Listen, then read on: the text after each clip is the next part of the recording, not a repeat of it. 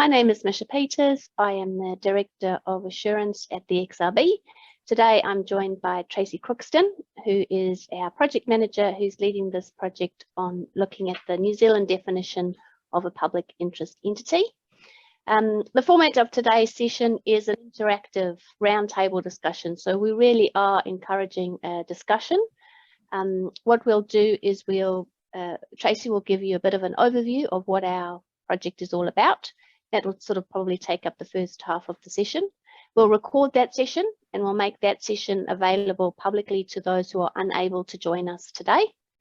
Then we'll stop recording so that we can have an open and really dig in and seek your views as to if and how the New Zealand definition of a public interest entity needs to be amended.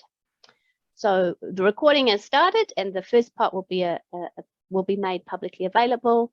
Then we'll stop, and I encourage you to turn your videos on then and raise hands and let's have a conversation and a discussion to get some good rich feedback.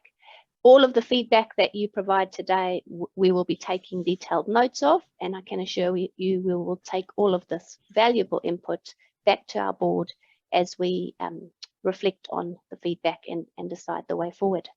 So without further ado, I will hand over to Tracy. Thanks very much, Misha. So firstly, today, if we go to our first slide, we're going to work through the recent revisions to the ISBA Code relating to the concept of a public interest entity, which is known by the acronym as a PI. And then we'll take a look at what that means in the New Zealand context for our existing New Zealand PI definition. So what are the recent changes relating to public interest entity in the ISBA Code? Well, the ISBA has introduced an overarching objective for the additional independence requirements, which places emphasis on the public interest in the financial condition of entities. As part of these revisions to the global definition of PI, the ISBA has broadened its definition, as previously it only referred to listed entities. So in line with this, references in the International Code to listed entity have been replaced with the term publicly traded entity. The ISBA has also included a list of factors to help determine the level of public interest in an entity as part of their top-down approach, and we'll work through that today. The revisions to the code also encourage firms to consider whether additional entities should be treated as PIs. And finally, there is a requirement to publicly disclose when the PI independence requirements have been applied. So if we move to our next slide. So in considering if and how the definition of a public interest entity should be enhanced, the ISBA took the view that it is important at the outset to have clarity about the objective of defining a class of entities for which audits require additional independence requirements. The overarching objective therefore places emphasis on the significant level of public interest in the financial condition of entities, reflecting the public interest in the broader well-being of the entity and the possible impact of that well-being on stakeholders. And it's based on the following rationale. There are types of entities for which there is a significant interest in their financial condition and therefore their financial statements. It's important that there is public confidence in the financial statements, and a major contributor to this confidence is the audit of the financial statements. Confidence in the audit of these types of entities will be enhanced by additional independence requirements. It's important to remember that the PI definition is not about some auditors being more independent than others. Some examples of where the code includes additional independence requirements are the rotation requirements. All audit firms need to think about threats that arise due to a long association with an audit client, and they need to apply safeguards, which may include rotation, to reduce the threat to an acceptable level. For PIs, given the significance of the interest in the financial condition of these entities, in order to maintain trust in those financial statements, there are more prescriptive rules. For example, a time on the cooling off rule that applies. And in the area of non-assurance services, there have been new changes to the code to include a more prescriptive prohibition on the provision of non-assurance services to a PI client. For example, if there might be a self-review threat, the service is prohibited. So with the overarching objective in mind, how has the ISBA designed these recent revisions? I'll speak to this overview diagram and then we can work through its detail in the slides that follow. The ISBA's approach to revising the PI definition in the ISBA Code recognises that it is not possible to define PIs at a global level, and it acknowledges the important role of national standard setters to adapt the approach to their local jurisdiction. The ISBA approach has three key elements: a top-down approach, including a broader list of high-level categories of entities as PIs, referred to in the diagram as the baseline PI categories. A bottom-up approach, recognising the important role of local jurisdictions to refine the ISBA categories for local circumstances, for example, by tightening definitions, setting the size criteria, etc. And this is the additional PI categories box in the diagram. Finally, a determination by firms as to whether any additional entities should be treated as PIs. By applying the top-down and the bottom-up approach, a local jurisdiction definition of PI is expected to be established, and entities that meet this definition will need to apply additional independence requirements for PIs and disclose this. So let's now work through the ISBA's approach in more detail by firstly taking a look at the ISBA's top-down categories.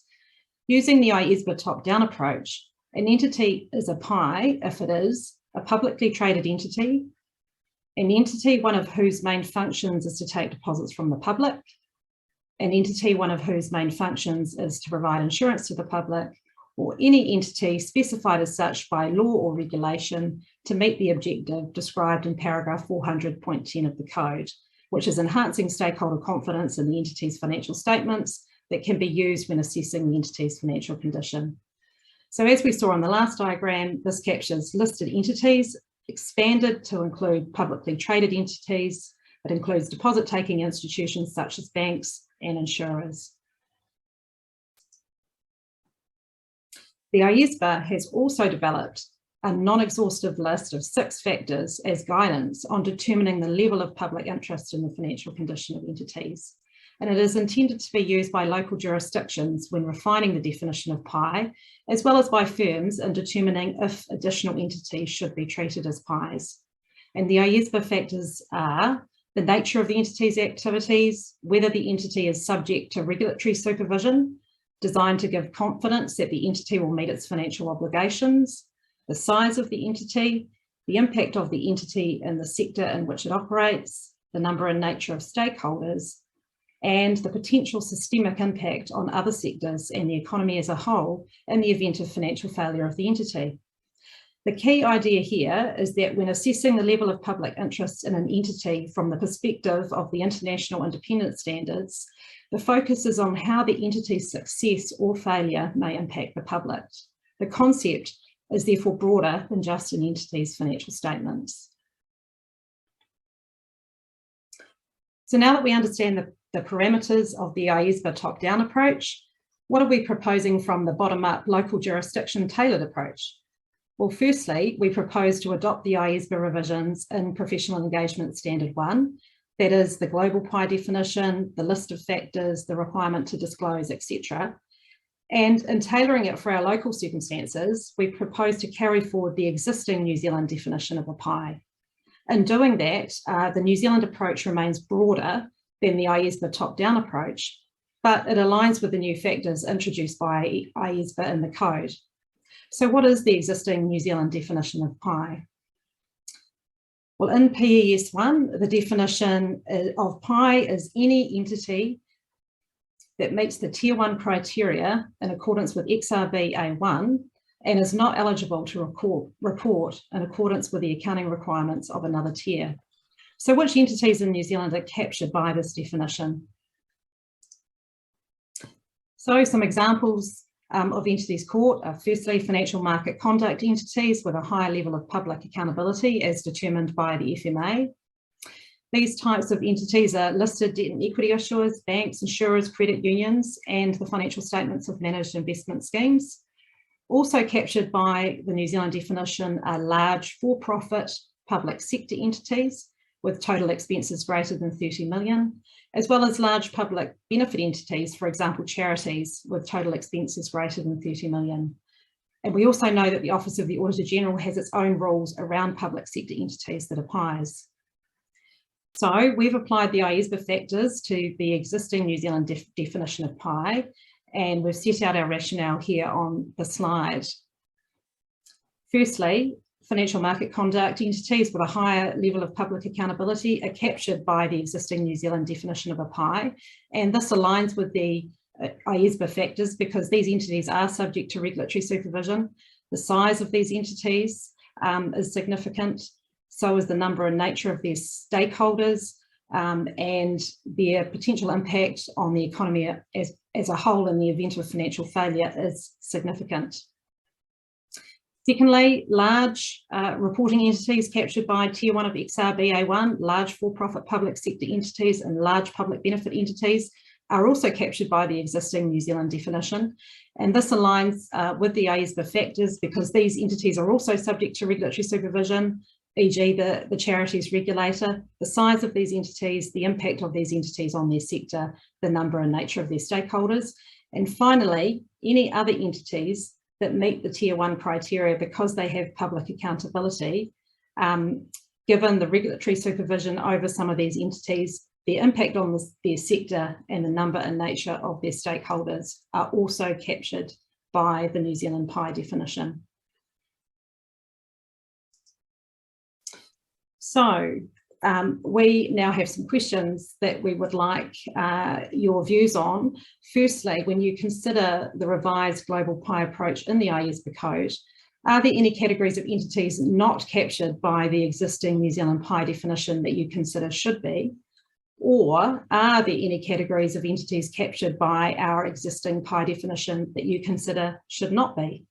So now I'll pass back to Misha to lead through the Q&A and to discuss these questions. So thank you very much, Tracy. That was a great overview of the topic at hand.